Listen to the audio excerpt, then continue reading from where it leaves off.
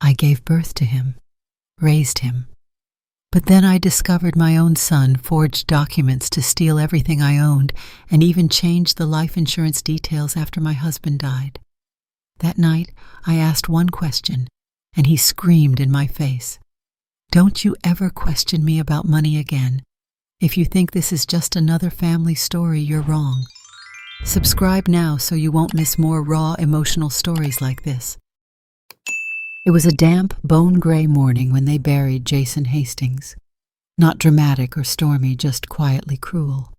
The kind of cold that slipped under your collar and lingered there like bad news. Only a dozen people came. Elaine Hastings stood still at the edge of the grave, gloved hands, wrapped tightly around a plain black umbrella, her face unreadable. No tears, no trembling, just silence. Jason had died 5 days earlier, slumped in the den with a glass of bourbon in his hand and a baseball game playing quietly in the background. The coroner called it a sudden heart attack. Peaceful, they said. But nothing felt peaceful now. Not the priest's hollow eulogy, not the weak chorus of Amazing Grace, not even her son's hand on her shoulder. Mom, Richard said, keeping his voice low, his other hand thumbing his phone in his pocket. You shouldn't be alone in that house anymore. Elaine blinked slowly as if waking from a long nap. Richard's tone shifted soft but resolute. Dad's gone. You need people around. Emily's been asking about you. Melissa and I, we've got space, a guest room. Come stay with us for a while. She looked past him to where Melissa stood holding Emily's hand. Her daughter-in-law offered a tight, polite smile. Her 8-year-old granddaughter waved bright-eyed, unbothered by the solemnity of the day. Elaine hesitated, just for a little while. Of course, Richard said quickly, already nodding. Just until things settle. But things never really settle. The gates of the Hastings house opened with a low mechanical hum, sleek black iron against the soft beige of manicured hedges. Elaine stepped out of the car, slowly gripping the handle of her modest suitcase. The house loomed ahead, modern sprawling glass and concrete elegance. It was a beautiful house, the kind of house that was built to impress, not to remember. Richard appeared at the door. Welcome home, Mom. Melissa followed, all heels and perfume and brisk efficiency. Let me show you the guest room. We've cleared space for your things. Grandma Emily ran into view and wrapped her arms around Elaine's waist. Her joy was sudden and full, a bright jolt of warmth in an otherwise clinical afternoon. Inside the house was cold, not in temperature but in spirit. There were no smells of cooking, no framed photographs, no dust. Everything was spotless, too spotless, the kind of cleanliness that feels like erasure. The guest room was tucked away on the second floor. Pale beige walls, a white duvet cover with matching pillows, a faux wood nightstand with nothing on it, a closet with 3 empty hangers. Elaine set her suitcase down gently. We like to keep things simple, Melissa said. Minimalism helps reduce anxiety. Elaine nodded, unsure if that was meant for her or for Melissa herself. Dinner was grilled salmon and steamed vegetables. No rice, no soup, no conversation, just soft chewing and the occasional clink of silverware. Elaine sat at one end of the table, a decorative fern between her and her son. Emily has some sensitivities, Melissa said, smiling at her daughter. So we've changed our diet. Clean food, fewer carbs, less processed stuff. Elaine nodded again and tried not to think about the meals she used to make: sticky soy ribs, sautéed bok choy, Jason's favorite garlic noodles. We've also updated a few things, Richard added casually. Your mail's being redirected here now, just so you don't have to worry about it. Elaine paused. You redirected my mail? Yeah, just temporarily. I thought it would be easier, less stress. Melissa chimed in, sipping her wine. We also went ahead and set up a joint account to help manage expenses. Everything's streamlined now. No need for you to keep track of it all. Elaine didn't respond. Her salmon tasted like wet cardboard. That night she unpacked slowly. Only one framed photo made it out of the suitcase, her and Jason on their anniversary. His hand around her shoulder, both of them laughing mid-toast. She placed it on the sterile nightstand, the only color in the entire room. The days blurred. Breakfast at 7:30. Herbal tea, gluten-free toast. Melissa liked schedules. Richard left early, came home late, always with a Bluetooth in his ear and a smile that didn't quite reach his eyes. Emily was a light in the gray, still full of energy, still climbing into her grandmother's lap, with wild stories about school and friends and drawings. But even that time was rationed. "Let her finish her homework first," Melissa would say. "Don't overstimulate her before bed." Elaine wasn't sure when she started walking more slowly down the hallway. Not out of fatigue, but caution. She felt like a ghost in a museum. Watched, tolerated, invisible. One afternoon she asked about going back to church. "Oh," Melissa said brightly. "I told them you were still grieving and overwhelmed. They said they'd pray for you." Elaine blinked. "You told them I wouldn't come. I just thought it'd be easier. No need to push yourself." Later she opened the closet to find her favorite cardigan, the old burgundy one Jason gave her missing. "It was torn," Melissa explained breezily. "I didn't think you'd want it anymore. We're picking up new things for you this weekend." Elaine didn't speak. She went upstairs, shut the door, and stood there in the quiet. She didn't cry. She just stared at her reflection in the closet mirror. She looked older, smaller, like someone fading at the edges. That night she sat by the window again, Emily already tucked in, and the house dark and still. The garden below was perfectly trimmed, symmetrical, lifeless. She whispered into the glass, barely loud enough to hear herself. "I miss the mess." And somewhere far away, maybe in memory, maybe in the bones of the house, she thought she heard Jason's laugh echo faintly back. Elaine had always been someone who noticed the little things. She remembered, for example, how Jason used to hum when he paid the bills some off-key version of a 70s love song, as he sat at their dining table surrounded by checkbooks, envelopes, and a cup of black coffee.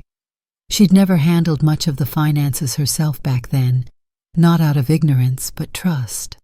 Jason took care of that, and when he passed, she thought she'd eventually take it over. But at the Hastings villa, things had changed, quietly, almost imperceptibly. It started with the mail. After her third week living in the house, Elaine realized she hadn't seen a single envelope addressed to her. No bank statements, no Social Security summaries, not even junk mail.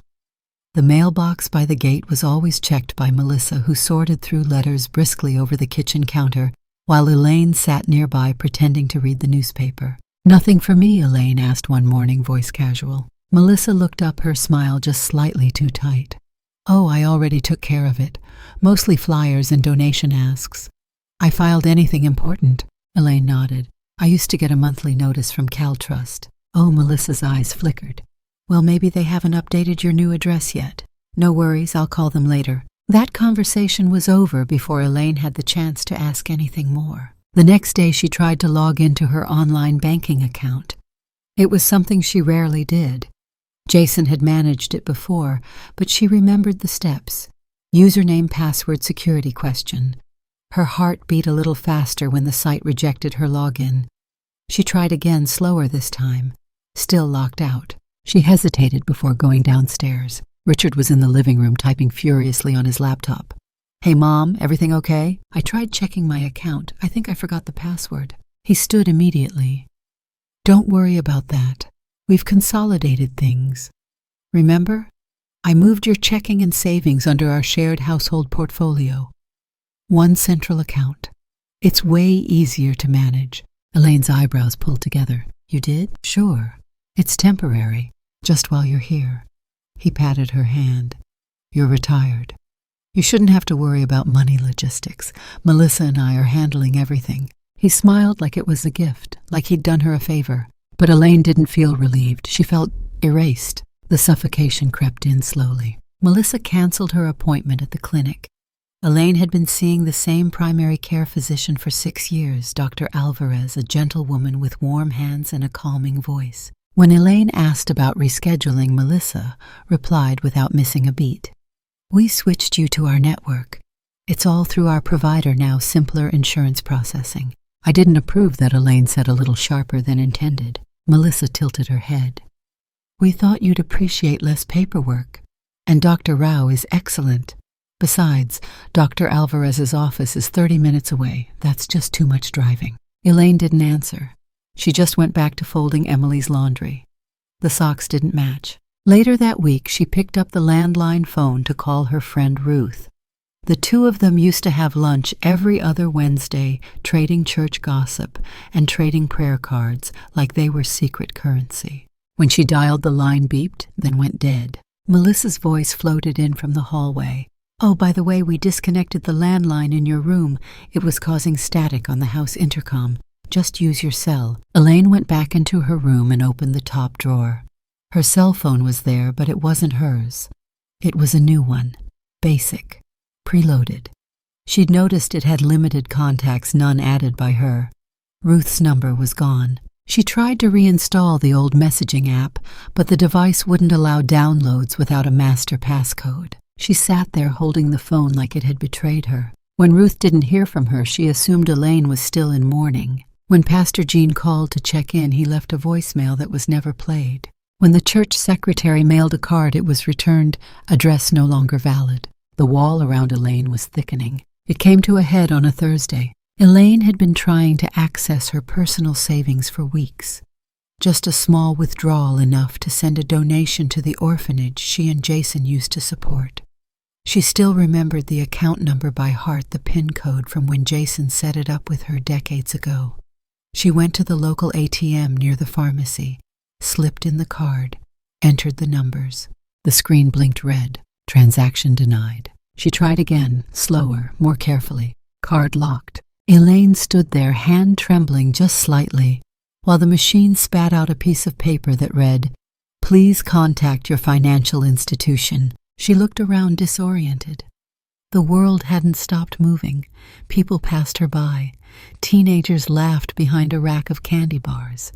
A man in a red hoodie asked if she was done with the machine. She nodded, stepped aside, and walked outside, the card still clenched in her palm like a question she was afraid to ask. That night at dinner, she waited until the end of the meal, until Emily was sent upstairs for her bath, until Richard refilled his glass of red wine. "Richard," she said quietly, "why was my ATM card declined today?" He looked up, blinked once. "I tried to make a withdrawal. It said the card was locked." Richard sighed, set his glass down. "We closed that card, Mom." Elaine stared. "For security reasons," he added. Consolidating accounts meant closing old access points. There were too many variables. Identity theft, phishing scams, you know how vulnerable seniors can be. Seniors. He said it the same way doctors said terminal. Soft, fatal, final. "I wasn't told," she said, voice thin. "I told you we'd take care of everything," he replied. "You said that was fine." "I never said I couldn't manage my own money," Melissa interjected from across the table, her tone clipped but polite. "We thought this was what you wanted. Less stress." "That's what you said." Elaine didn't remember saying anything of the sort. She remembered nodding once vaguely on the day of the funeral when her son offered to help. She had been in shock, in grief, numb. That didn't mean she gave up her rights. She rose from the table, slowly, napkin folded neatly beside her plate. Melissa offered a thin smile. "You okay?" Elaine smiled back, but it didn't reach her eyes. That night, she sat in bed, her journal open across her lap. She hadn't written in it since Jason died. Her handwriting was uneven, her thoughts jagged. But she forced herself to write the date. And then, "Melissa canceled my doctor's appointment. Richard says he's protecting me from identity theft. My mail is gone. My phone is new. My card is locked. I am still breathing, but I am not sure I exist anymore in their world. I've become a checkbox in someone else's system." She paused, then wrote, "Today I realize something terrifying. They don't think I notice. They think I've already disappeared." She closed the journal, tucked it under her pillow. The house was silent, but in that silence, Elaine Hastings was beginning to wake up. The rain had been falling for hours, not a gentle, rhythmic sprinkle, but a cold, insistent downpour that lashed against the villa's windows like a warning. Elaine sat up in bed, unable to sleep, her hands resting lightly on the journal she'd tucked beneath her pillow the night before. Something about the sound unsettled her, not just the storm outside, but something heavier closer, a pressure in the air, a shift.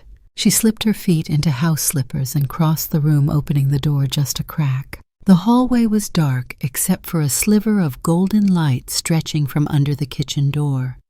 She wasn't sure what drew her out of bed, Maybe thirst, maybe nerves, but as she moved toward the stairs, voices rose through the quiet. She paused. It was Richard and Melissa. She should have turned away. She knew better than to listen to things not meant for her ears. But something in his tone, tight, frustrated low, made her stop halfway down the steps. The kitchen door was slightly ajar. She leaned closer. "I'm telling you, we can't keep waiting," Richard said, his voice clipped. Melissa responded, sharp as glass. "And I'm telling you, the realtor said she needs the signature in hand to process it this month. If we miss the quarter, we lose the incentive." "It's in her name," Richard snapped. "It's not like we can forge—" A pause. Then Melissa, colder now. "We don't have to forge anything. She already signed. Remember last month? We told her it was a property tax adjustment form." Richard went quiet. Melissa went on. "Her signature's on file. The rest is boilerplate. We just fill in the blanks. Once escrow closes, we move everything into the holding LLC. She'll never know." Elaine's knees went weak. She pressed a hand against the wall to keep from collapsing. Melissa continued, her voice calm, businesslike. "It's not even theft, Richard. She lives with us. She doesn't pay rent. We cover her food, her insurance, her prescriptions. This is just redistribution." Richard didn't answer. Melissa's tone softened dangerously. "She's old, confused. If she finds out we say it was a miscommunication, and by the time she figures it out, we've already used the cash to pay off the brokers." Then came the sentence, the one that would never leave Elaine's mind. "Yeah, the deed's still in her name," Melissa said. "But once the paperwork goes through and that signature's attached, it's done, whether she knows it or not." Elaine backed away from the door like it had burned her. She gripped the banister with both hands and climbed the stairs slowly, each step echoing like a betrayal. In her room, she shut the door and locked it. Her heart thudded against her ribcage, too loud for the quiet.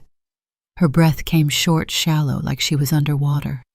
She sat on the bed and stared at the wall. She remembered the form Melissa had handed her. Last month, casual in the living room. "Just a county reassessment. Everyone's doing it," Melissa had said. Elaine, exhausted, grieving, had signed it without reading, without even looking. Jason would have never let that happen. She got up, walked to the window, and stared into the rain. It blurred the lights of the backyard, smeared them into streaks. A part of her had known something was off. The card, the mail, the doctor. But this wasn't oversight. This was calculation. They weren't helping her. They were eliminating her. She looked around the guest room, so perfectly organized, so sanitized, and for the first time it didn't feel like she was living in someone else's home. It felt like a trap. The next morning, Elaine didn't mention what she'd heard. She moved through breakfast with her usual grace, asking Emily about school, nodding along to Richard's half-hearted updates about work. Melissa poured coffee as if nothing was wrong, but Elaine's mind was elsewhere. She needed proof, not just words she'd overheard, but real evidence, the kind that couldn't be twisted or dismissed. She waited until everyone left the house, Richard to work, Melissa to drop Emily at her dance class. The house was silent again. She moved quickly. In the study downstairs, she found Richard's briefcase on the desk, locked, but beside it was his work laptop left open, half-charged. She sat, hands trembling, and opened the email application. A flood of unread messages filled the screen. She typed deed into the search bar. Nothing. Then escrow. Several results popped up. One caught her eye, Hastings property transfer, final signature attached. She opened it, inside a PDF. Her signature, shaky familiar, was at the bottom of a dense legal document, pages and pages of legalese. At the top, real property sale agreement. The buyer's name blurred in her vision, but the line that hit hardest was near the end. Upon execution, full ownership and proceeds of the sale shall transfer to Hastings Holdings LLC as designated trustee and manager. She stared at her name printed below, her real name, Elaine Hastings, and the signature she'd given so casually, believing it was something benign. She reached into her coat pocket and pulled out a flash drive, Jason's old one, the one he used for tax records. She saved the email and attachment. Then, thinking fast, took a photo of the screen with her phone, Melissa's old backup, which she'd found in a drawer the day before, and quietly reset to factory settings. A new phone, a new number, a new chance. That evening, she didn't eat much. Richard was distracted. Melissa was preoccupied with her tablet. Emily hummed quietly to herself over a bowl of mac and cheese. Elaine excused herself early. Back in her room, she took out Jason's old tape recorder. It was outdated, the kind that still used miniature cassettes, but it worked. He'd used it for interviews, voice notes, memories. She kept it because she couldn't bear to throw it out. She pressed the red button, spoke softly. Friday, October 13th. I overheard Richard and Melissa discussing plans to sell the house. My house. Without my knowledge. Using a signature I gave under false pretenses. They're using a company called Hastings Holdings to move the proceeds. I found an email. I've saved it. This is not confusion. This is not grief. This is clarity. She stopped the recording. The sound of her voice startled her. It was stronger than she expected. Steadier. Over the next few days, Elaine began assembling pieces. While Richard was out and Melissa was gardening, she slipped into the home office again and photocopied whatever she could: tax forms, brokerage emails, folders marked equity options, and Hastings reposition plan Q4. She took photos of file drawers. She began logging every strange moment she could recall: the canceled doctor, the redirected mail, the missing phone. She logged the conversation she'd overheard. She started sleeping with the flash drive tucked into her bra. One night, she picked the lock on Richard's filing cabinet with a bobby pin. Inside was a manila envelope stamped contingency assets. Inside that, a printout of her own financial portfolio, fully drained, alongside a spreadsheet listing debt balances from a margin call. Elaine sat on the floor for an hour staring at that envelope, and then slowly, methodically, she stood, went to her room, and opened her journal. They are not confused. They are not stressed. They are not overwhelmed. They are methodical, and they think I won't fight back. She underlined it. Twice. Outside, the rain had stopped, but inside, something far more powerful had begun to fall. The night Elaine Hastings left her son's house, she didn't slam any doors. She didn't scream, didn't pack in fury, didn't demand explanations. She simply wrote a letter. The paper was thick, the kind Jason had once used for holiday cards. She found it tucked in the back of the guest room drawer beside a pen with dried ink. The first 3 strokes failed. On the 4th, it scratched to life. She wrote slowly, deliberately. Richard, by the time you read this, I'll be gone. Not far, but far enough to remember who I am without being told what I'm not. You said I'd feel safer here. You said this was family. But family doesn't speak of mothers in past tense. Family doesn't sell the roof over your head while calling it protection. I was your mother. Now I'm something else to you. A name on a deed. A line in a portfolio. A signature to be managed. I didn't disappear, Richard. You just stopped seeing me. So I'm leaving before you erase what little I have left. Don't look for me. You'll find nothing but the truth you tried to bury. Mom. She folded the letter, sealed it, and left it on the pillow directly beneath the framed photo of her and Jason, the one she hadn't unpacked until it was too late. Her suitcase was already packed. She'd done it in pieces over 3 days. A sweater here, a notebook there, a pair of old shoes stuffed into a reusable grocery bag. Everything she brought into the house she could carry out in silence. She tucked the flash drive into the lining of her coat. The backup phone slipped into the inside pocket. The journal pressed tight against her chest, zipped into her small purse. It was just after 1 a.m. when she opened the front door. The house was still. Melissa's SUV in the driveway. Emily's school backpack hanging on the coat hook like a question mark. Elaine stepped into the night air and didn't look back. The cab driver didn't ask why a silver-haired woman in a trench coat was requesting a one-way ride across the city at 2 a.m. She didn't tell him. He drove. The streets were empty save for the occasional bus or pair of headlights slicing through fog. She sat upright, hands folded in her lap, watching the rows of houses pass warm yellow windows, dim porches, empty swings rocking in the wind. It had been years since she last visited the shelter, even longer since she needed it. Back then, she'd volunteered there twice a month, reading letters for residents with fading eyesight, helping sort donations, bringing warm muffins on Saturdays. She'd brought Emily once when she was 5. The girl had asked why everyone looked so sad. Elaine had answered, "They're not sad, sweetheart. They're just waiting for someone to listen." Now she was the one waiting. The building stood in the corner of a quiet block, faded blue paint, peeling at the edges. The front porch light flickered like a tired eye. A hand-painted sign still hung crooked above the door, St. Mary's Senior Outreach, Dignity Always. She rang the bell twice, her fingers cold damp from the night. It took a full minute before the door opened. A heavy-set woman with thinning curls and an old cardigan peeked out. "We're closed for intake until—" Then she squinted. Elaine lowered her hood.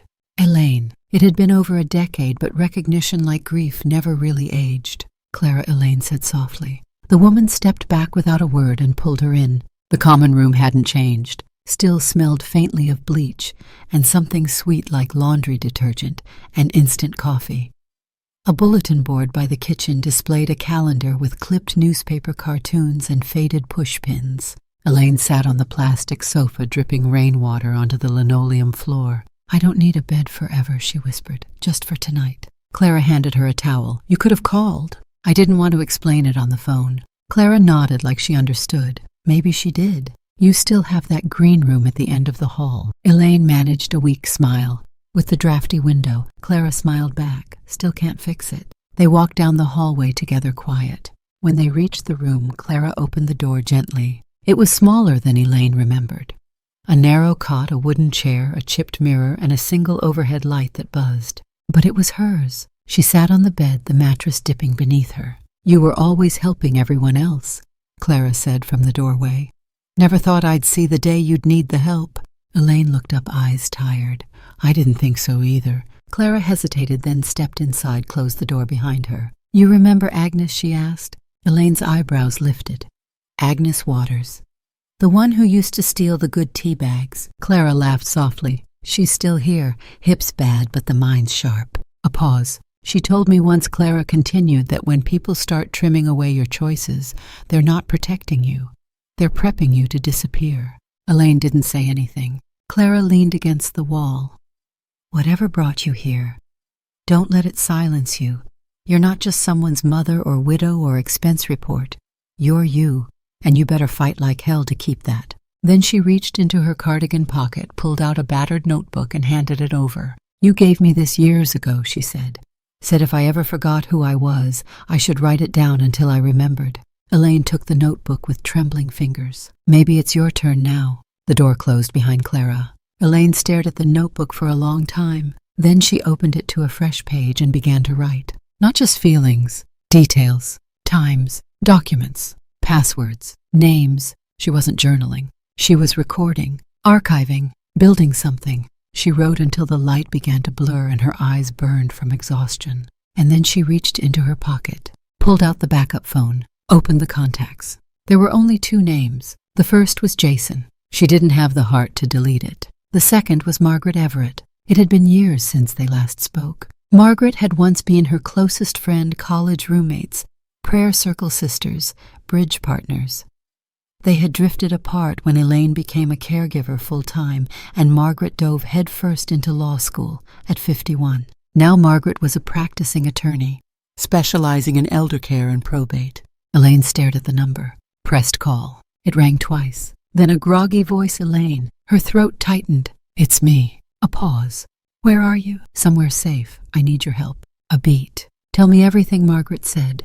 And the warmth in her voice was as real as the rain that still beat against the shelter's roof. Elaine exhaled for the first time in days, and then she began to talk. Not as a victim, not as someone broken, but as someone finally ready to take her story back. The sun hadn't risen yet when Elaine sat across the worn table in the shelter's private meeting room, a manila folder trembling in her hands. Inside, a printed copy of the email with her forged signature. Screenshots of her locked-out banking app. A blurry photo of the deed transfer form she'd snapped from Richard's computer screen. Handwritten notes with dates and times. She'd written them all by flashlight, hunched in bed like a woman hiding secrets in wartime. Across from her sat Margaret Everett, sharp-eyed, no-nonsense, wrapped in a dark navy coat, with her graying hair pulled back tight. Her leather satchel sat unopened beside her. She had driven through the fog in the early morning coffee in hand. No makeup, no fanfare, just urgency. Elaine pushed the folder forward without saying a word. Margaret flipped it open and began to scan. 5 minutes passed, then 10. Silence except for the quiet turn of paper. When Margaret finally looked up, her voice was quieter than Elaine remembered. How long has this been going on? Elaine licked her lips. Since Jason died. Maybe before. I don't know. You know enough. Margaret closed the folder. And this is more than family tension. This is theft. Elaine exhaled shakily. Can we stop them? Margaret leaned forward. Not only can we stop them, we have to. If you wait, they'll bury you under legality so deep you won't even have the right to ask for your own mail. A pause. Are you ready to fight? Elaine nodded. I'm not just doing this for revenge, she said. I'm doing this because I remember who I am now, and they need to remember too. Margaret smiled for the first time. Good. Then let's begin. That same afternoon, they filed the first request, an emergency injunction to freeze all assets tied to the Hastings property portfolio. Margaret moved with surgical precision, drafting motions, printing affidavits requesting subpoenas. She took Elaine's documentation and converted it into a blueprint for legal assault. They flagged the shared account that Richard had quietly redirected all her funds into. They submitted a formal complaint to the registrar's office, requesting a delay in the property title transfer until the legitimacy of the signature could be reviewed. They notified the escrow company via certified letter demanding a hold on all processing related to the house. Within 48 hours, the financial wheels Richard had been so carefully greasing came to a grinding halt. Elaine returned to the shelter that night drained, but she felt something new stirring inside her. Not just anger. Agency. She sat on the cot in her room, slipped off her shoes, and stared at her old journal. She was tired of writing memories. It was time to start writing movements. The next morning, she walked down to a government services office and applied for a new ID under her maiden name, Elaine Miller, the name she hadn't used since she was 24. It took 4 hours, 2 forms of proof, and 1 firm stare that stopped the clerk from asking questions. She walked out with a temporary ID and a new bank application in her coat pocket. Then she bought a prepaid debit card and transferred the money from her forgotten backup savings, the one Jason had set up for her years ago and never touched. The one Richard apparently hadn't known about. She smiled to herself. He didn't know everything after all. That night she used the shelter's shared desktop computer in the basement to log into her old cloud account. Jason had once helped her link it to her old iPhone. She remembered the password by muscle memory, November 1972, the month of their wedding. She held her breath. The cloud opened. Inside, thousands of fragments of a life, photos, messages, notes, voice memos. She clicked on archived audio. 24 voice recordings. She clicked the first one, Jason humming while peeling apples. Her own laugh in the background. A small memory, but real. Then a string of files labeled by date. The one that caught her eye was recent, weeks old. She pressed play. Richard's voice came through muffled at first, then clearer. She won't find out. She doesn't even check her phone half the time. Melissa's voice. She thinks you're still helping with tax prep. Exactly. Mom's old. She's tired. She's not going to piece this together. Even if she sees a withdrawal, she'll think it's a subscription or some automatic bill. She doesn't ask questions anymore. A pause. Then Richard again chuckling. She's old Mel. She won't know the difference. She doesn't even know what day it is half the time. Elaine sat back, blood rushing to her ears. They weren't just assuming she was passive. They were counting on it. They had turned her into a caricature, the forgetful old woman, the silent mother, the helpless widow. But she wasn't any of those things. She downloaded the audio file, labeled it Hastings Recording 1 Evidence. Then she opened another. Melissa. I told the neighbors she's been confused lately. If she pushes back, they'll just assume it's dementia. No one wants to argue with a grieving daughter. Elaine didn't cry. She saved that file too. Then the bank statements. She downloaded PDFs of monthly balances from before and after Jason's death. She highlighted every suspicious transfer, every login timestamp she didn't recognize. Every change had a date. Every date had a story. She laid it all out in a new document, called it Case Phase 1. Then she encrypted it, zipped it, and uploaded it to 2 separate drives. She printed a copy and stored it in Margaret's file. Then another in her coat lining, and one more sealed in an envelope mailed to a P.O. box she'd opened under her maiden name. Elaine wasn't playing safe anymore. She was playing smart. Margaret called the next morning. We've got the freeze approved. No further withdrawals or property actions until the hearing. Elaine didn't smile. She nodded once like a general absorbing a battlefield report. "There's more," she said.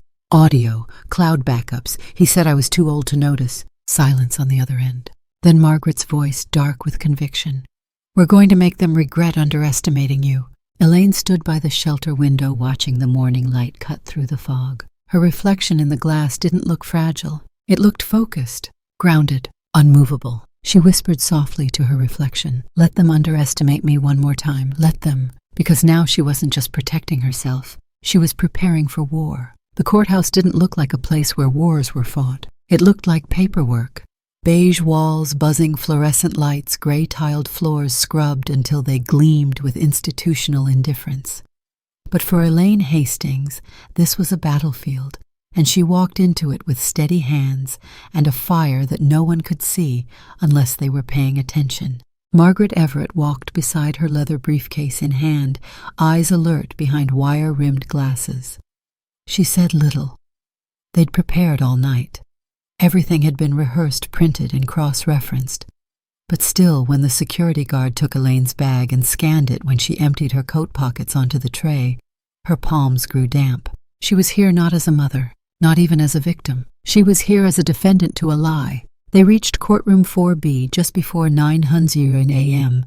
Inside, Richard Hastings was already seated at the petitioner's table, flanked by his attorney. A younger man in an overpriced suit with an easy grin and a folder too thin to be trusted. Richard looked polished. Pressed navy suit, crisp collar, a haircut too recent to be casual. He didn't look at her when she walked in. Elaine took her place beside Margaret and waited. The judge entered a woman in her 60s, with a face carved by long years of watching people lie under oath. Her voice was brisk, her posture straight as steel. "Calling the matter of Richard Hastings v. Elaine Hastings," she announced. "Petition for conservatorship medical review requested. All parties present." Margaret stood. Elaine Hastings present and represented. Richard's attorney rose.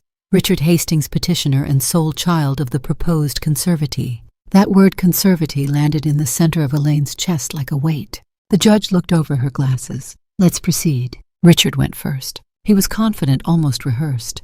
Every sentence laced with concern and pity. "Your Honor, I'm here today out of love. My mother has been declining mentally since my father passed. She's become confused, forgetful. She's withdrawn from family. She forgets names, dates, even how to manage her finances." Elaine's eyes didn't waver. He continued. "We found her wandering at night, once barefoot, disoriented. She's canceled doctor appointments, stopped answering calls. My wife and I have done our best to support her, but it's reached a point where I fear for her safety, for her stability." He gestured toward Elaine, then quickly looked away as though catching himself before emotion spilled out. "I'm not doing this to control her," he added. "I'm doing this to protect her." Elaine noticed how cleverly he used her silence against her, how he painted the image of a woman unraveling without ever raising his voice, how his lawyer nodded with each word like an amen at church. When Richard sat down, the judge turned to Margaret. "Counsel." Margaret stood slowly. "Your Honor, what you've just heard is a very compelling narrative built on manipulation, misdirection, and no small amount of projection. My client is not confused. She is not impaired. She is not lost. She is here, and she is prepared to respond." The judge turned to Elaine. "Would you like to speak, Miss Hastings?" Elaine rose. No trembling, no theatrics, just calm. She stepped forward and faced the bench. "I'm not here to argue feelings," she said, her voice clear. "I'm here to present facts." She took a small labeled folder from Margaret's hand and handed it to the bailiff, who passed it to the judge. Inside a list of financial transactions Richard had executed without permission. Emails detailing property transfer arrangements, screenshots of the forged document bearing her signature. Then the audio files. 2 transcriptions, one with Richard's voice mocking her awareness, another with Melissa casually suggesting they blame her behavior on dementia. The judge read silently. The room was still. Elaine continued. "I may be older, I may move slower, but my mind is intact, and I have been watching and listening." She looked over at Richard. He stared straight ahead. "I signed one document under false pretenses," she said. "I wasn't told what it really was. I trusted my son." She paused. "But trust isn't permission." The judge raised her hand. Thank you, Miss Hastings. Elaine returned to her seat. Margaret stood again. For the court's record, we submit medical documentation attesting to my client's full mental competence provided by an independent neurologist who performed cognitive, psychological, and behavioral evaluations just 3 days ago. She handed another folder to the bailiff. The judge opened it. Further, Margaret said we've submitted a formal request to freeze all pending financial activity tied to Miss Hastings' estate, including the Hastings property escrow, until this matter is resolved. Richard's attorney jumped in tone, quickening. Your Honor, this feels premature. The family is navigating grief. Theft, Margaret corrected. Richard's attorney scoffed. With respect, this isn't criminal court. No, Margaret replied. But when someone drains accounts, forges documents, and isolates an elder from their autonomy, it certainly begins to look like it. The judge held up her hand. That's enough. She flipped through the paperwork slowly, carefully. She didn't speak for a long moment. Then finally, this court finds sufficient cause to delay any transfer or sale of assets tied to Ms. Hastings' estate, including but not limited to real property cash accounts and trust disbursements. Richard flinched. The judge continued. Further, this court orders an independent psychological evaluation of Ms. Hastings by a court-appointed geriatric specialist. The results will be reviewed before any conservatorship can be established. Margaret nodded. Elaine breathed. For the first time in weeks, she inhaled without dread. The judge leaned back. This is not an easy case. Families rarely come into court unless something has already fractured beyond repair. But what I see here is not just tension, it's a question of motive. She looked directly at Richard. Your concern for your mother is noted, but so are your actions. Then to Elaine, we'll reconvene in 2 weeks with the evaluation results. In the meantime, you maintain full authority over your affairs. Elaine nodded once. The gavel didn't fall. There was no dramatic sound effect, but it didn't need to. The silence itself was enough. Richard's attorney whispered something hurriedly, but Richard didn't respond. He looked stunned, not furious, not embarrassed, just caught, like a man who'd thrown a net over calm waters and accidentally snared something too sharp to hold. Back in the hallway, Elaine and Margaret stood by the vending machine. Neither spoke for a moment. Then Margaret said, "You were perfect in there." Elaine looked at the Coke button on the machine, then back at Margaret. "I didn't flinch." "No, you didn't. I thought I might." Margaret smiled. "Then you underestimated yourself, like he did." Elaine shook her head slowly. Not anymore. Behind them, the courtroom doors swung open. Richard walked past.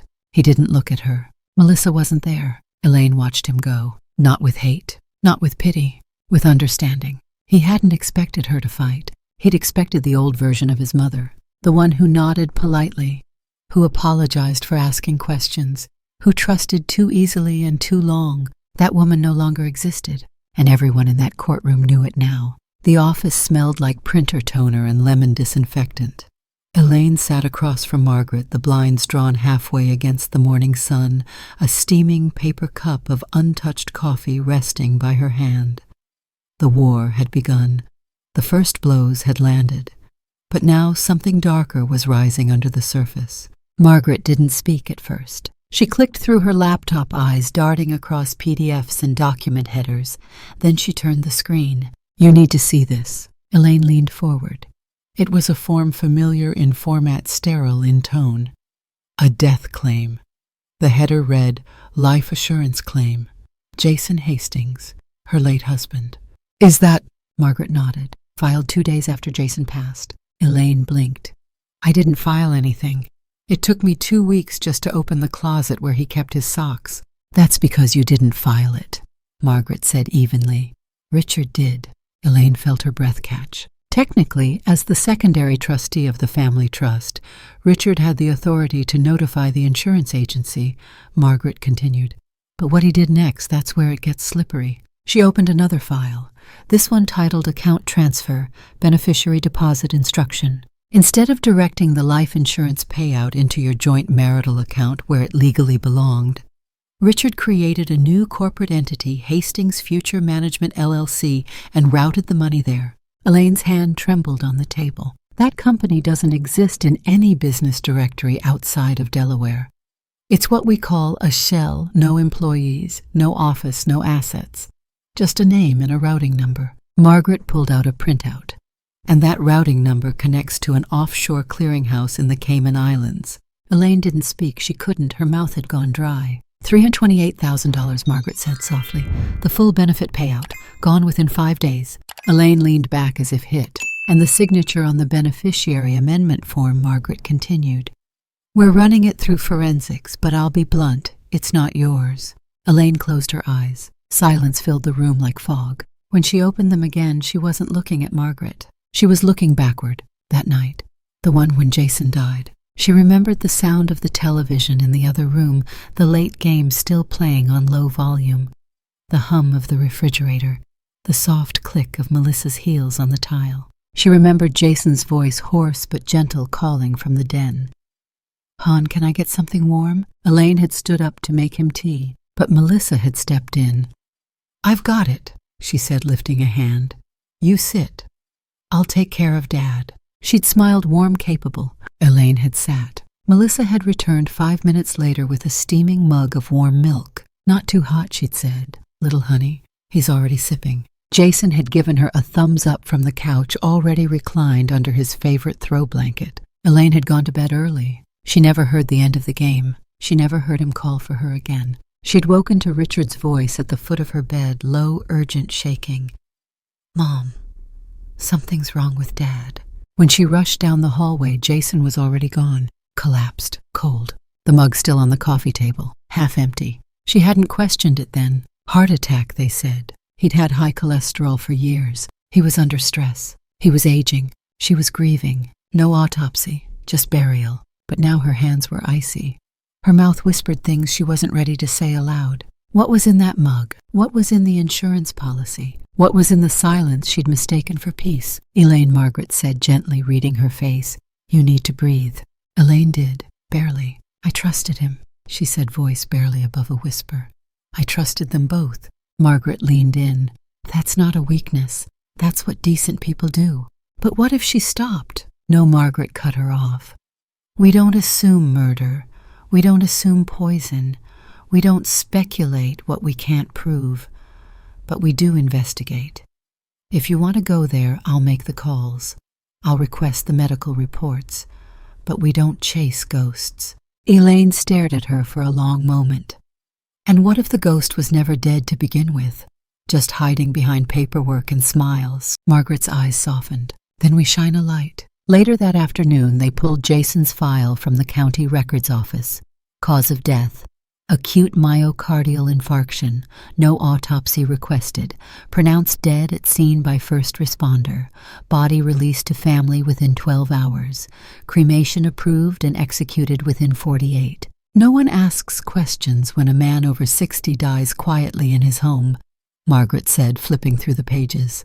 Especially not when the family's polished, cooperative, organized. Elaine's lips were thin, bloodless. She couldn't remember if Melissa had pushed for the cremation. She couldn't remember who signed the approval. She only remembered the urn placed gently on the fireplace mantel with a photo of Jason beside it. "Look," Margaret said, tapping the page. "Even if we don't go down the criminal path, this still strengthens our civil case. The insurance fraud alone is enough to bring charges. And if that forged signature passes forensic review, we file immediately." Elaine didn't answer. Her mind was elsewhere. It was in the kitchen with the warm mug. It was in the hallway with her bare feet against cold tile, walking toward a silence she hadn't yet named. That night, Elaine sat in her room at the shelter and stared at Jason's photo, the one they'd taken on their 40th anniversary. He was wearing a ridiculous paper crown from the seafood buffet, laughing with a lobster bib crumpled around his neck. She was holding his hand. That was real. That laugh. That warmth. Whatever happened after, that was not him. She opened her journal and began to write. "Jason, I don't know what you knew. I don't know what you saw coming. But I know you didn't raise our son to be this. I know you didn't see the knife behind the kindness. I didn't either. But I see it now, and I'll fight for both of us." The next morning, she handed Margaret a list. Every detail she remembered from Jason's last week. Medications, meals, conversations. Who brought him what? Who was home when? Every laugh that now sounded rehearsed. Every gesture that now felt loaded. Margaret scanned it silently, then folded it and said, "We'll start here." Elaine looked out the window of the law office. The city moved past like it always did, buses groaning at lights, strangers crossing without glancing up, horns short and angry. But something in her had stopped moving. It was rooted now, not in doubt, but in purpose. Richard and Melissa had taken her house. Her money tried to take her mind, but now they were reaching for the past, for the memory of a man who had once made her world feel safe, and that they would not touch, not without consequence, not anymore. The building was a glass fortress, sleek mirrored panels wrapped around steel bones that shimmered in the late afternoon sun.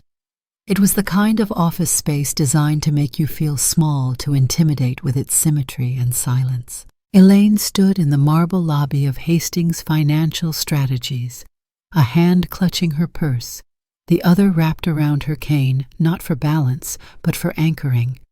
She wore gray slacks, a pale blue blouse, and the old gold watch Jason gave her on their 30th anniversary.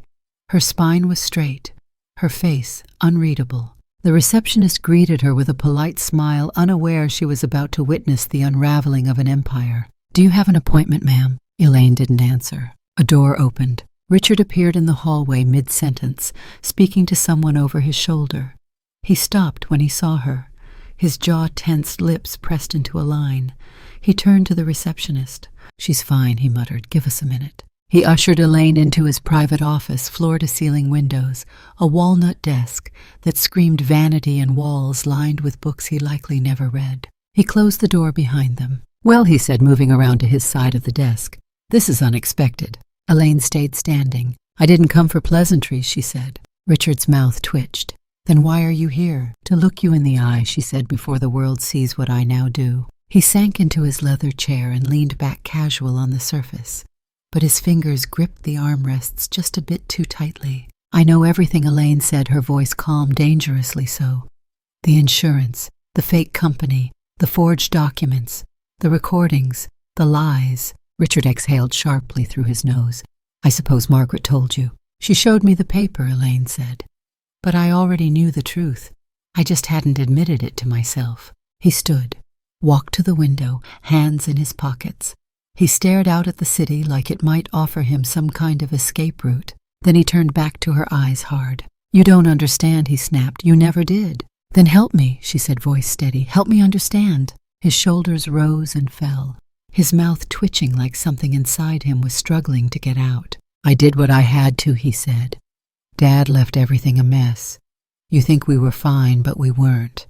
He took out loans, private ones, with his name, my name. I had to cover those after he died. Had to explain to Melissa why the life we built was sitting on top of a debt bomb." "You could have come to me," Elaine said, quiet now. "You." He laughed bitterly. "You wouldn't have believed me. You would have said pray on it or something. You'd have asked me to forgive him instead of fixing it." "I would have listened," she said. "You never gave me the chance." He slammed his hand against the desk. "I didn't have the luxury of chances, Mom. I had a kid in private school, a mortgage, and a collapsing portfolio. I didn't do this to hurt you. I did this to survive." Elaine didn't flinch. "You didn't survive," she said. "You hid. Behind your wife, behind my grief, behind Jason's ashes. You let your fear turn you into something he would never have recognized." "Don't bring him into this," Richard hissed. "Why not?" she asked. "You brought him into it the moment you cashed his death and forged his wife's name on the back of it." He stood silent, breathing heavily. Elaine took a step forward. "I'm not here to ask why," she said. "I already know. You're not the first child who tried to fix their life by tearing down their parents.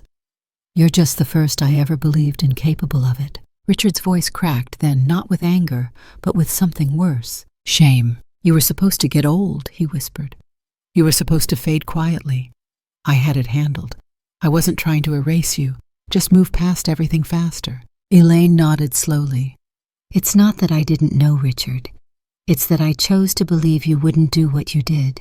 And with that she turned. She didn't say goodbye. She didn't look back. As she stepped into the elevator and the doors slid shut, Richard stood in the silence of his fortress, surrounded by glass and money, and for the first time felt truly exposed. The criminal filing was submitted the next morning. Margaret Everett marched into the district attorney's office with a folder so thick it required its own binder clip.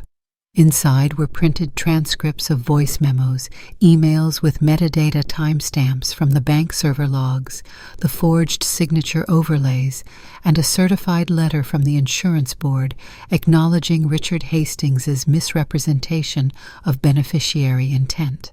The complaint alleged financial exploitation of an elder, forgery of legal documents, misappropriation of life insurance funds, fraudulent concealment of trust assets, emotional coercion under fiduciary pretense. It was filed under Penal Code 368. The DA's office read through the evidence in stunned silence. "This is surgical," the investigator muttered. Margaret replied without blinking. "That's what happens when you steal from a woman who kept church bookkeeping for 20 years. They issued a warrant the next morning. Richard was preparing for a client meeting when the two plainclothes officers entered his office. He was adjusting his tie in the mirror when he saw their reflections behind him. Richard Hastings. He turned, jaw tightening. Yes, one of them held up a badge. "We have a warrant for your arrest under suspicion of financial elder abuse, forgery, and fraud." Richard glanced at his assistant, who stood frozen in the hallway. "Do you have any idea?" The officer was already reading him his rights. His hands were cuffed, not forcefully, but deliberately. As they walked him through the lobby, employees paused mid-email, mid-phone call. The receptionist stood. The mail guy turned the corner and froze. He was led out the front door without resistance. The air outside was unusually still. Somewhere across the city, Elaine sat in a quiet corner of the senior center folding laundry with her sleeves rolled up. She hadn't cried. Not when Margaret called. Not when the court filed. Not even when she saw the news alert hit the financial news blog Richard had once boasted about being featured on. She folded a towel and whispered under her breath, "You did this to yourself." And then she picked up the next shirt and kept folding. Later that evening, Margaret joined her on the bench by the shelter garden. They sat in silence for a while. "Do you want to press for a no-bail hold?" Margaret asked. Elaine shook her head. "I want the law to speak, not my anger." Margaret nodded. "It will. And if he tries to plead insanity or stress, we've already submitted the psych evaluations. Yours are clean. His show high-functioning manipulation. He'll try to wriggle, but he won't walk out untouched." Elaine looked up at the evening sky. "Good," she said, "because this isn't about punishment." Margaret looked at her. Elaine added, "It's about a record. Something that says I was here, that I wasn't crazy, that I was someone, that I mattered." "You do," Margaret said. Elaine smiled just a little, then whispered, "I remember now." Margaret leaned back and smiled too, "And now everyone else will have to." And behind them the sky turned deep blue and the courthouse lights began to glow. The courtroom was hushed. This time it wasn't about deeds or bank accounts or insurance fraud. This time it was about a little girl. Elaine sat quietly at the petitioner's table. On the other side sat Melissa, pale, rigid, her hands clenched in her lap. Richard was absent. His legal situation had escalated. The judge had denied travel for him that morning. It was just Melissa now facing the truth alone. The proceedings were clinical structured, but no less devastating. Margaret stood and read from the file records of withdrawn behavior. Emily's sudden drop in academic engagement teacher reports of visible anxiety journal excerpts from a school counselor, noting the child feeling invisible and always being told grandma is sick and confused. Then came the audio clip. Melissa's voice clipped cruel. "She's just an old woman, Emily. You don't need to listen to everything she says. She doesn't even know what day it is." Elaine closed her eyes as it played. Emily's soft voice had followed. "But she listens to me." When the judge finally spoke, her words were clear and unsentimental. Based on the emotional harm substantiated in these reports, and with the primary guardian currently under criminal investigation, this court grants temporary custodial guardianship of minor Emily Hastings to her maternal grandmother Elaine Hastings, effective immediately. Melissa didn't cry. She just sat there as if the floor had dropped out from under her and no one noticed. Elaine, however, did cry, quietly, not out of revenge, but out of relief. They moved into the apartment by the water 3 days later. It wasn't large. Just 2 bedrooms, 1 bath, and a balcony that faced a strip of wild dune grass and crashing blue waves, but it was theirs. For the first time in years, Elaine had a mailbox with only her name on it. A lock she turned without looking over her shoulder. A shelf where Jason's photo sat among real books, not display copies. Emily's room was still bare when they arrived, just a mattress and a poster she brought from the old house, galaxies and stars and the words, "The universe begins with you." Elaine stood in the doorway as the girl unpacked a box of stuffed animals, her small hands moving with a practiced rhythm that said she'd packed up her life too many times already. "You can put anything anywhere," Elaine said. "No rules here." Emily looked at her, serious in a way no child should be. "Even drawings on the wall." Elaine smiled. "Especially drawings on the wall." Their new life unfolded slowly, like a blanket unrolling after years folded in the dark. Mornings were quiet. Emily liked her eggs scrambled soft. Elaine drank coffee on the balcony, listening to seagulls fight over pieces of crust. They didn't talk much at breakfast, but they didn't have to. It was enough to sit across from someone who looked you in the eye without judgment or fear. Elaine took Emily to school every morning. She volunteered twice a week at the community library, and on one afternoon in late spring she returned to the place where everything had broken and began to build something new. She stood before a folding table in the old recreation center where she'd once volunteered with Jason. The walls were the same chipped beige paint flyers for diabetes screenings and old corkboard with bingo night pinned crookedly.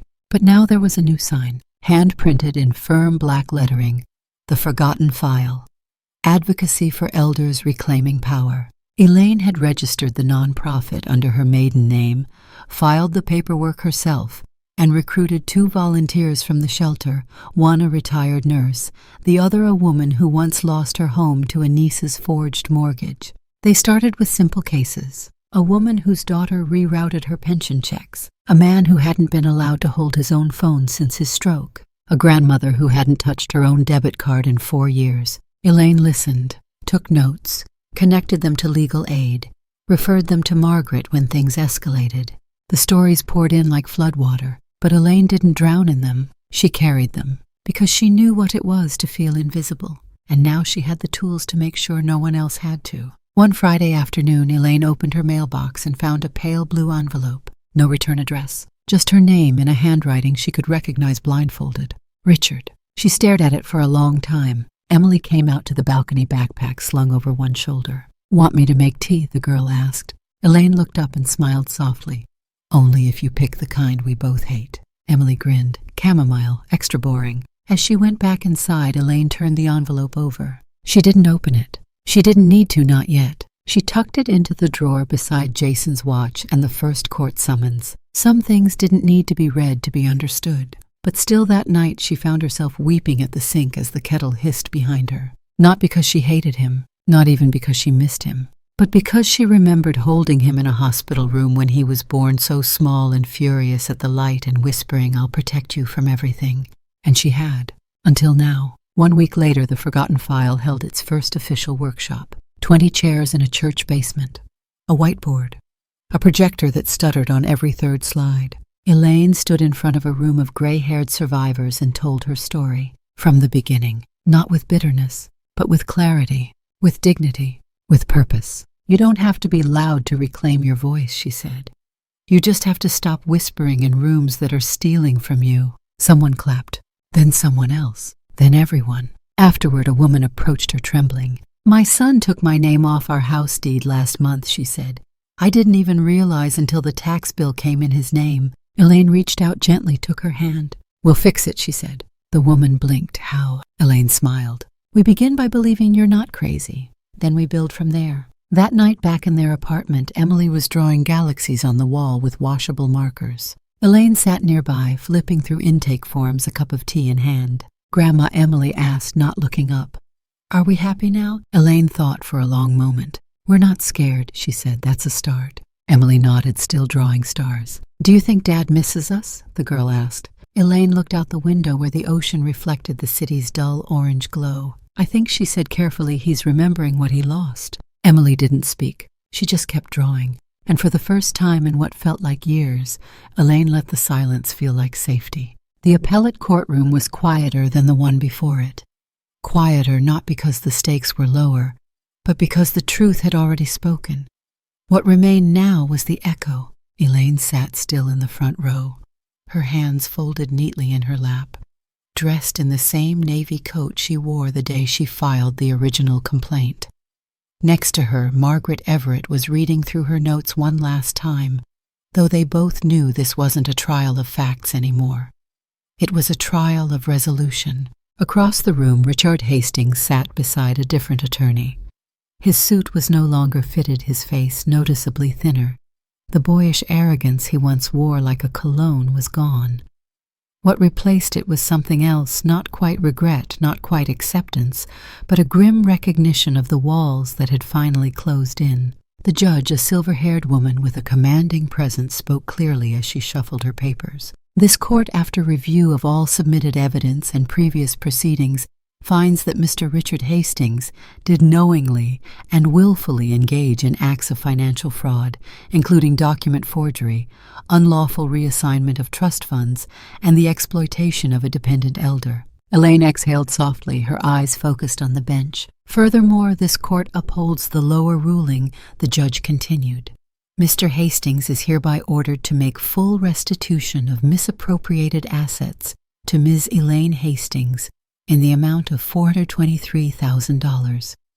Additionally, Mr. Hastings is barred from holding any executive or financial leadership position in any registered business entity for a period of no less than 10 years. Gasps didn't ripple through the courtroom. No one stood or shouted. But for Elaine, it felt like a page had turned so slowly it could have been mistaken for silence. Richard didn't react. He simply blinked, his gaze falling to the table in front of him. The judge finished with a final statement. This court recognizes the personal nature of this betrayal, and while we do not arbitrate morality, we do enforce accountability. This ruling stands as a matter of law and perhaps of legacy. Outside the courthouse, cameras had gathered, though fewer than before. Elaine stepped into the cold afternoon air and paused at the steps. She looked up at the gray sky, then down at her hands. Margaret joined her. "You did it." Elaine shook her head gently. "The law did it." "No," Margaret said. "The law only moved because you did." Elaine turned slightly, eyes soft. "I'm not proud, Margaret." "You don't have to be," Margaret replied. "You just have to be free." That evening, back at the seaside apartment, Emily was waiting in the kitchen, stirring pasta in a silver pot too big for her small hands. Elaine stepped in and set down her coat. "How did it go?" the girl asked. Elaine sat at the table watching the girl for a moment. "They made him return everything. All of it." Emily looked confused. "So, is he going to jail forever?" "No," Elaine said gently. "He'll be monitored, and he can't run a business anymore." Emily's shoulders relaxed. "That's good, right?" Elaine hesitated. "It's fair." Emily brought the pot over and started spooning noodles into 2 bowls. She sat down quietly across from her grandmother. After a moment, she asked, "Do you think he hates us?" Elaine blinked. "I think he doesn't even know how to feel right now." Emily looked down. "But he wrote you," she said, "didn't he?" Elaine nodded. "Are you going to open it?" "I don't know yet," Elaine replied. Emily stared into her bowl, then whispered, "Will we be okay?" Elaine reached across the table, took her hand gently, and smiled with tears in her eyes. "We won't just be okay," she said. "We're going to start again." Weeks passed. The forgotten file expanded. They received local press attention after helping 3 elderly tenants reverse illegal evictions. Donations began to arrive, a little from a bookstore owner, a lot from a retired judge who'd read their mission online and called it the fight we forgot we owed. Elaine didn't become famous, but within the community she became something more powerful. Trusted. People came to her not just with paperwork but with stories. A man whose son used his Social Security to buy crypto. A woman whose niece forged a power of attorney form so cleanly even the bank didn't blink. And through it all, Elaine sat at her desk day after day listening, writing, rebuilding, not from scratch, but from something stronger. On a windy Sunday morning, Elaine and Emily walked along the shore just after sunrise. The gulls were crying overhead, waves tumbling in with slow silver rhythm. Emily ran ahead, drawing shapes in the wet sand with a stick. Elaine stayed back, her coat wrapped tightly, a scarf pulled around her neck. Her eyes were steady on the horizon. She didn't need to look behind her anymore. She had faced it. She had spoken. She had won. But more than that, she had survived as herself, not as someone broken by betrayal, not as a relic of memory, but as a woman who chose again and again not to stay silent. And as Emily called back to her waving from the shore, The morning sun caught her hair like fire, and Elaine felt the warmth she once thought lost forever rise again in her chest. They were going to be fine, because justice had spoken, and forgiveness, that would come too, in its own time, in its own way, and when it did, she'd be ready. The lights were low in the community auditorium, except for the warm yellow glow on the stage.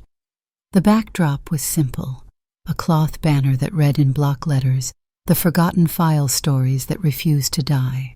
Elaine Hastings stood center stage, no notes, no teleprompter, just her voice, her body, and a sea of elders seated before her, many in folding chairs, some in wheelchairs, a few clutching tote bags filled with documentation and hope. She took a breath. The microphone hummed slightly. "I want to tell you a story," she began. "Not because it's exceptional, but because it's too common." Her voice was clear, deliberate, worn with wisdom but sharp with truth. "I was 71 when I lost my husband. I thought the hardest part would be the grief. I was wrong. The hardest part was discovering that the person I trusted most to walk beside me in my final years, my own son, had been walking ahead of me with a shovel, digging a hole he hoped I'd fall into without asking questions." A rustle moved through the audience, murmurs, quiet nods. "He took my house, my money, my name, but not my voice." She paused. "And that's what I want you to remember. Our voices are not old. They are not expired. They are not optional." She scanned the crowd. "They are weapons, shields, torches." She pointed gently toward the first row. "And when we raise them together, they light up places that have been dark far too long." Applause began soft at first, then stronger, firmer. A few people stood. Elaine didn't smile for applause. She didn't need it. She had already survived the silence. Now she was only here to remind others they could too. After the talk, people lined up to meet her. A woman with trembling hands and a tear-soaked handkerchief embraced her tightly. "Thank you," she whispered. "I thought I was crazy. I thought my own daughter's words were just tough love, but they were cutting me every day. I didn't have words for it until you gave them to me." Elaine held her. "You're not crazy," she said. "You're awake." A man with a limp approached next. "She forged my pension documents," he said. "Told me she'd keep them safe. I haven't seen a check in 3 years. Elaine didn't flinch. "Come in next Tuesday. We'll start the paperwork." Another hug, another story, another silence broken. Behind the crowd, Emily waited near the stage steps, something behind her back. Elaine spotted her and opened her arms. The girl ran forward, laughing now, not hiding, not watching the ground. "I made something for you," Emily said. She handed over a piece of thick drawing paper painted carefully with watercolors and outlined in black marker. It was a lighthouse, tall and shining across a churning sea. Waves crashed below, and in the sky above were stars and a small, clear quote written in a child's careful print.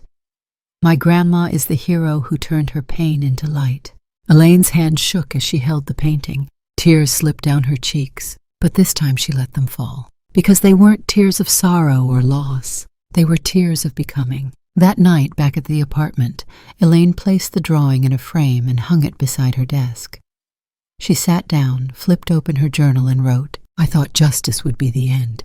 But it's only the clearing. The path begins here." Emily walked in her pajamas, mismatched, a blanket draped around her shoulders. "Are you okay, Grandma?" Elaine nodded. Emily pointed to the framed picture. "You really are a lighthouse." Elaine chuckled. "Then you must be my sea." Emily smiled and crawled onto the couch beside her. They watched the waves outside through the glass, the moonlight catching the curl of foam. The next morning, an email pinged on the nonprofit inbox. It was from a woman in another state. Her story mirrored Elaine's husband. Granddaughter controlling her medications, bank accounts locked behind lies. Elaine typed a reply without hesitation. "We believe you. You are not alone.